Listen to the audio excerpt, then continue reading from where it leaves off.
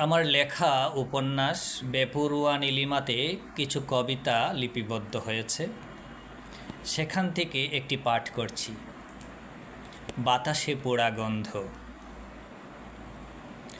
বহুদিন দেখা হয়নি সবুজ ঘাস কৃষ্ণচূড়া, সতেজ ফুল চাপা পড়েছিল কাঁচা মরিচ, ধুলো ময়লা আবর্জনায় ছিল ঢাকা। কচি পুদিনা পাতা থানকুনি দেখিনি বহুদিন, আকাশ দেখিনি বহুদিন, প্রিয় আকাশ। মাথার উপরে জমেছিল কালো ধোঁয়া, বাতাসে ছিল পোড়া গন্ধ, ভয় ছিল।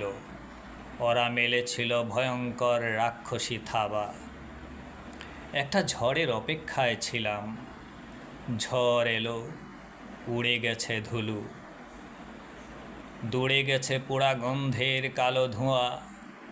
এখন যেন সব কিছু স্বচ্ছ জলে ধোয়া। যে ধুলো আবর্জনা জমেছিল ফুটপাতে, দেয়ালে, সবুজ ঘাসে, ফুলের পাপড়িতে, তা উড়ে গেছে ঝড়ে, জলে ভেসে গেছে। ভয় পালিয়ে গেছে ঝড়ের পালকে চড়ে।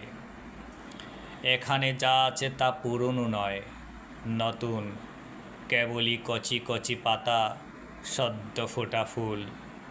ফুলের সৌরভ ছড়িয়েছে চারিদিকে, পাই কচি লেবুর ঘ্রাণ ভোরের স্নিগ্ধ বাতাসে। উড়ে যাওয়া ধুলো ময়লা যত গেছে গেছে, পালিয়ে থাকুক সীমান্তের অপারে, দূরে দূরে, আরও বেশি দূরে। এলেই তো দুর্গন্ধ ছড়াবে, ঝামেলা বাড়াবে।